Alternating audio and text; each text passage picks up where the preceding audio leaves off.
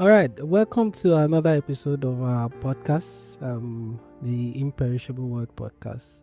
So I believe from the very first episode we were able to gain something, and it was fun. So today we have another guest. He's a very seasoned teacher. I've known him for some time, and anytime we sit down and talk, it's always on a very intellectual level. And that's one of the things I admire about it. My name is Olu'aSeun Akeju, and I've been your host, and I'll be your host for today again. So let's bring in our guest, and he will introduce himself, and we'll take it from there. You're welcome, sir. Dr Olu'aSeun Akeju. He's a very humble person. He won't want to bring all the big guns out, but it's okay. We know him, and maybe as we go on, you will understand why I said he's a very humble person. So today would love to talk about dependence, more on a Christian note, but largely on a general note. So what does dependence mean? What's your take on dependence, family dependence, basically living off of others? Or Well, dependence is a concept of that evoke leaning on others, thinking through the eyes of others in order to actualize one's goal or ambition. That is just an act that is not spontaneous on your own, but you are looking through the eyes of others in order to bring out what you believe to be, the best, but not through your eyes, but through others. Okay, that's a nice way to look at it. So what does it mean to live off others in a Christian context, and how does this relate to dependence on God?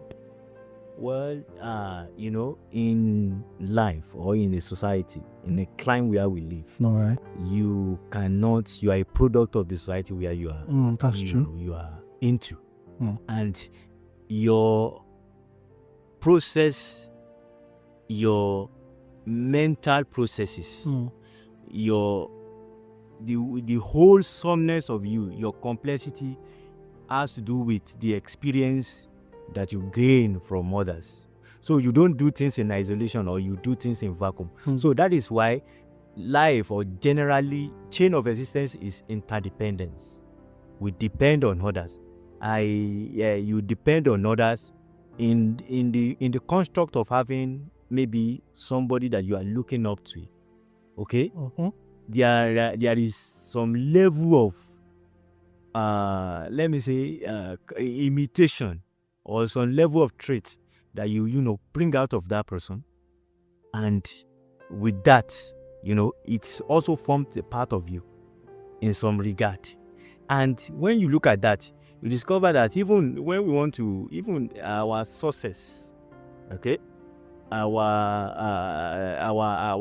breakthrough has to do with what the experience that we have with the environment which we have contact with, and at the same time, how we bring out inference from that particular experience. So dependence, interdependence, there are language balances and vocabularies that human being cannot run away from, and that's even due to our dependence on God. All right. For provision. As a religious being, you think of God, that you cannot do anything on your own, even if there is sheer hold of your own input. Yeah. Believe that input, or that energy that you use in accomplishing that thing, Was given from God. So you lean on Him, because you cannot do anything alone. Because philosophy, looking at it from the concept of philosophy, believing that man, when he was born, everything was clean slate. So he shows that he has nothing. There is, for him to have something, he must have been dependent on some people for his mind to be to be filled with the experience that he's carrying about. So it is not independent on his own. He is dependent on one thing that fed him in order to become who he is. All right. So in a Christian context, so in summary, how would you look at it from like a Christian context? Because we have looked at it in a philosophical context. Now, how do we look at it? Bring in maybe like some sprinkle of scriptures, stuff yes, like that. the Bible says when you look at that of even the call of some of these prophets, are you getting it? Yeah. Even to confirm in the confirmation of their calling, there is always a place of God telling them, even that before I form you, I know you. It's not that you form you are just just born in just by chance. Before I form you, I knew you. So that is a sense of dependence, that whatever you are doing now, or whatever achievements, or whatever success that you record, is dependent on the person who is giving you that particular amount. So in a Christian context, and in such a way, we believe that it is God that gives us He said, I'm the one that give you the power to make wealth. Yeah. Okay. So the power to make wealth has been given. Okay. And that power to make wealth is from God. So if a man now is now making wealth, or is now having exploit in other areas, there is a power that has been induced in him in order to make that. Yeah. All right. Thank you so much. From the biblical context again, is there a place of really depending on people? Well, throughout the history of the covenant people of God, there are dependence is not a conspicuous concept. Whether it's not easily discernible as to say this is just that like that. But when you look at the covenant pattern and the system of the people of God, and you look at it throughout the history of the Old Testament, discover that there is always a relationship between God and the people. Okay? So from there you have a kind of a picture of how dependent or independent we always be. In the context of the relationship of God with the people, there is no break in the aspect or in the line of dependency. Okay? Yeah. And you, in such a way, you discover that when the people had problem, they call on God and that. But looking at it from let me say familiar context, in the aspect of parents, children relationship, there are aspects of there are let me say dependent or independent attitude displayed by parents to their children, to their child. Look at the issue of Ismail to Abraham. Just send the boy out without even, just at the tender age, just going on. And look at that of Isaac. Even at 40, he was still looking for a wife for the boy, for that man.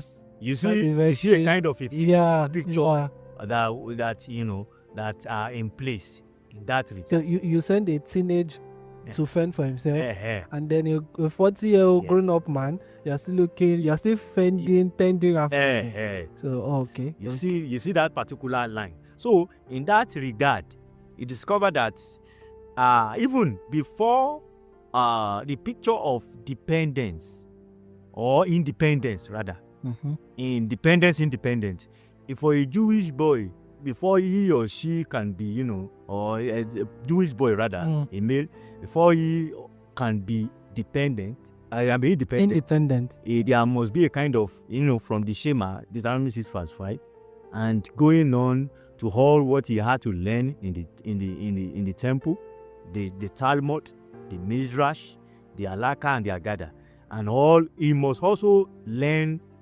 a level of, have a kind of work. I see an apprentice. You okay? Okay, that is. So it is then, after all this particular knowledge, that person is now independent. Okay. All right. So taking it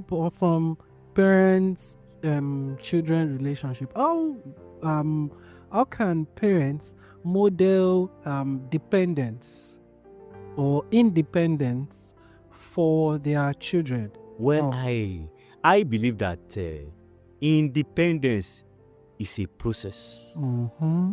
And the totality of independence has to do with the physical training, spiritual training, emotional maturity, and educational, advancements. Yes. When all these things, is given to a child or a word, Okay.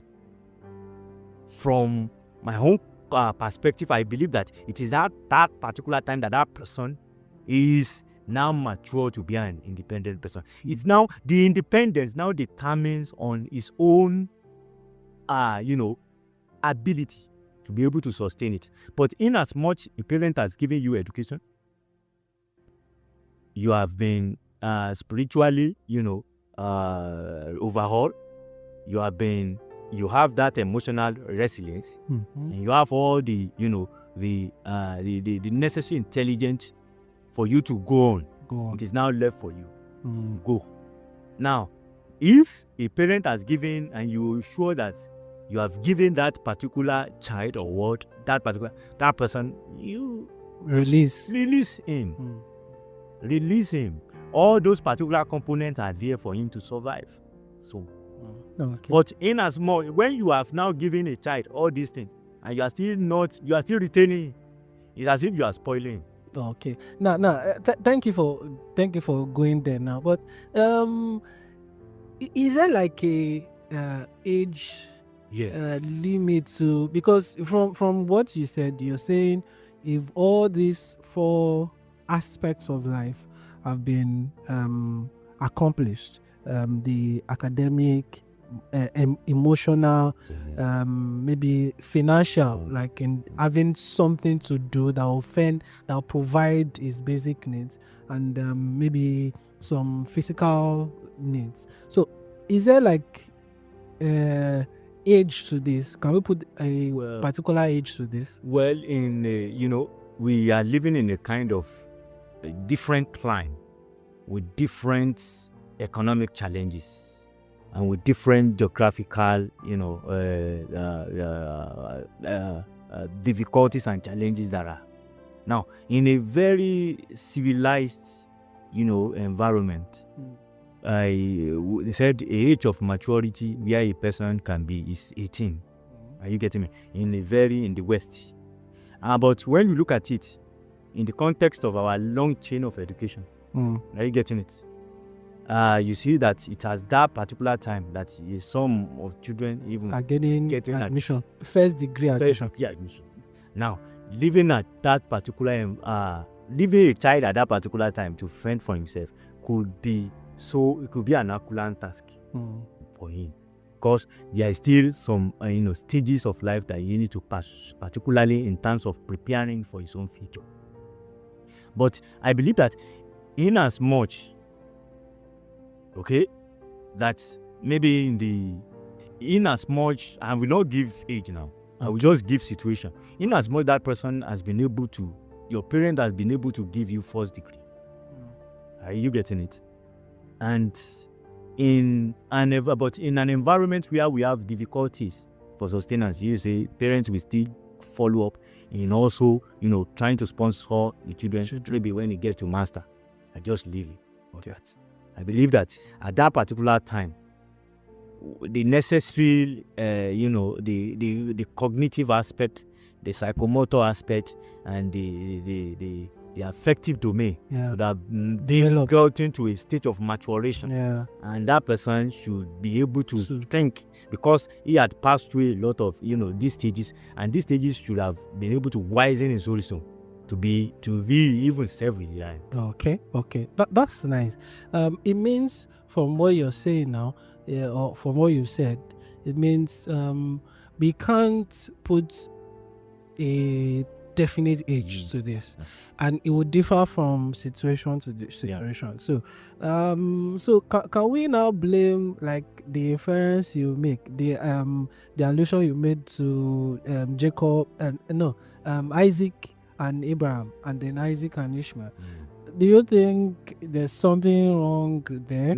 Preference to the children and the taste of experience. Are you getting me? Yeah. Tells us or influence how we behave to others. Are you getting it? Yeah. It influences how we behave to others. For instance, if a parent knows what he passed through, passes through before giving birth to his child, it can go to the extent of over-pampering that child. Are you getting it? Yeah. And it's just two sides of the coin. Another instance, a parent might have lived a tough life and believe that is that particular tough life that made him. But we should be able to make a kind of balance. Okay. Are you getting it? Yeah. There should be a kind of input of pain and input of pleasure when it comes to training children.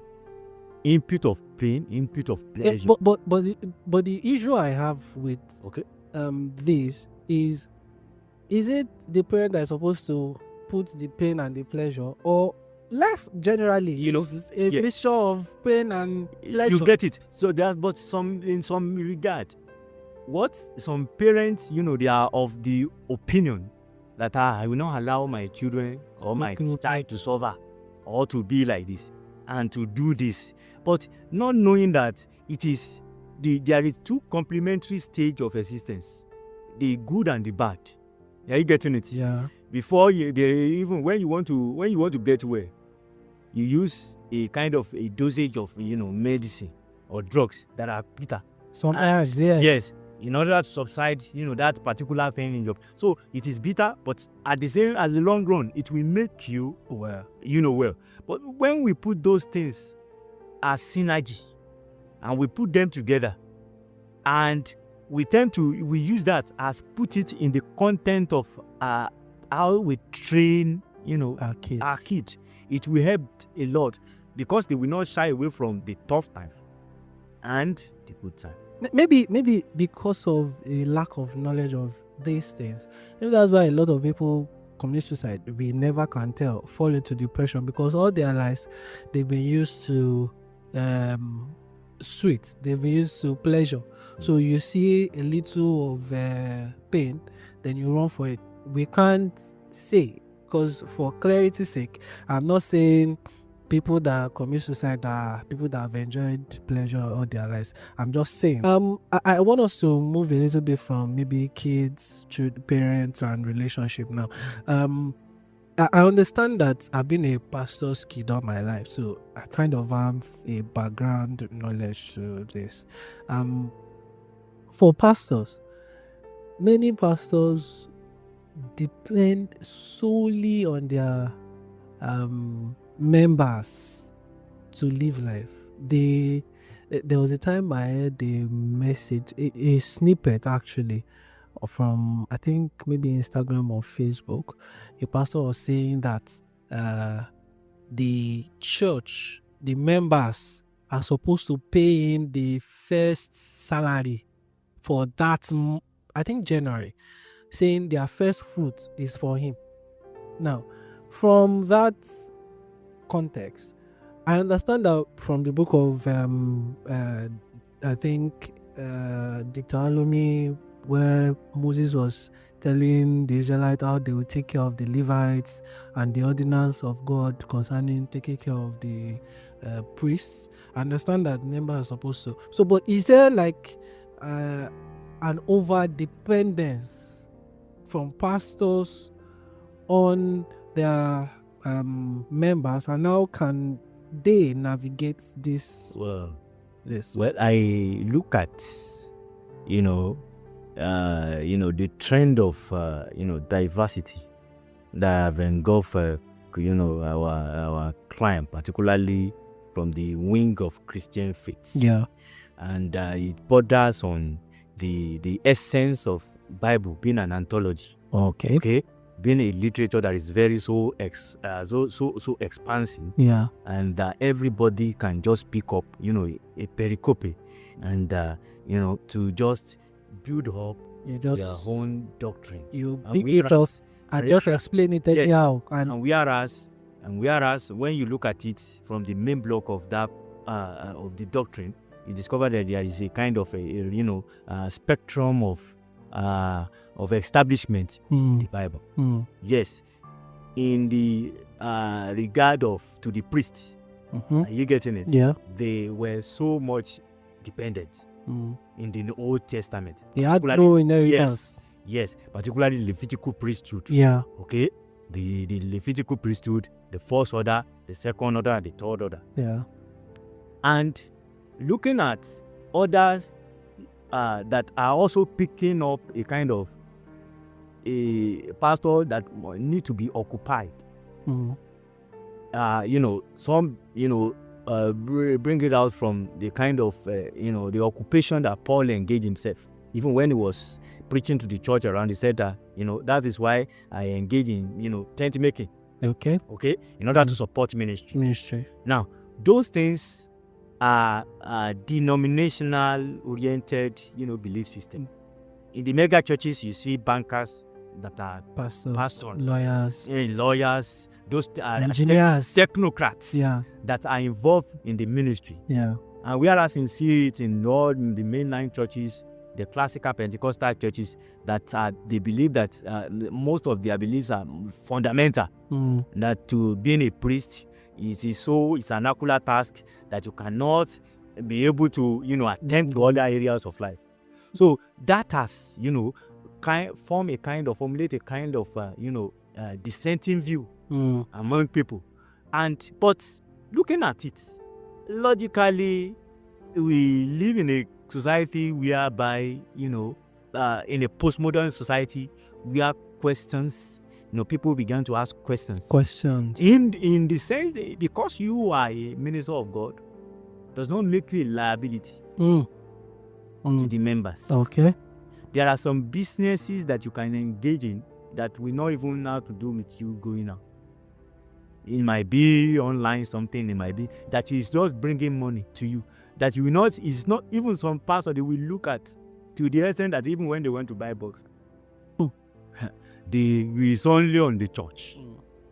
And that particular, when you now look at it statistically, you look at the lifestyle of the pastor in the mega churches and the lifestyle of the pastor in the mainline or the Orthodox churches or the Pentecostal churches, traditional churches, you discover that their life is not the same.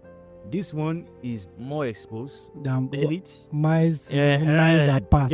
Because of the fact that it brings in the professionalism of his of his place of work to the ministry. Whereas this one is just sitting down and thinking that church member, and that's why you hear that they will just be calling money more than the one. But actually, can God call, speaking like a theologian now, will you say that God can call a man and in this modern time and he would have to leave every other job? Do you believe in such? It depends on, I will not say yes, I will not say no.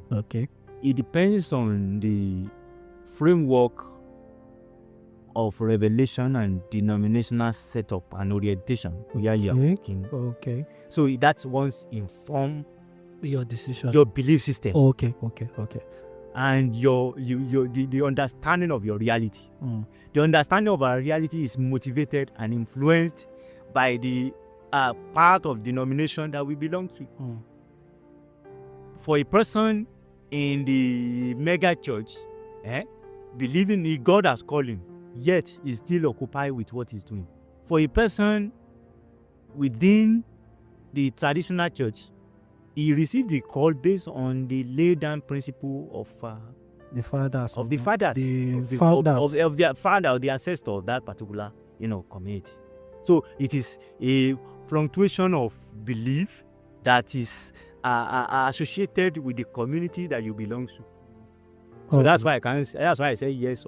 So because personally for me, I when people just come out and say, "Oh, God said," that's I answer and just say, okay, God said, no problem, because God is subjective sometimes. Yeah. God can be so, and I was not there when God told you. Yeah. So let me just lay off and just leave you. But finally, how do we, are there ways we can cultivate the act of self-sufficiency, being self-sufficient, being independent, while also say acknowledging my need for people? Because somebody said something at the time, and they said it's no weakness to ask for help. So what are the steps we can take? Yes, that particular question is situational. Okay. We need help of others. I believe that is tenable when we need help of others in terms of maybe, let me say, in terms of intellectual proficiency for us to get to where we are going. Oh, okay. We need to lean on others. Okay. And that is the help.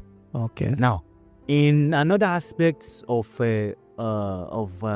materialism or for pecuniary gain, I believe that with the knowledge around, the coherent knowledge that I've mentioned in the context of your emotional, your physical, which is the financial aspect, your sense of belongings to the environment that you belong to. When you are able to think through that particular component, it make you dependent. It make you dependent, and making you dependent, it is by you building up and be sensitive to your environment.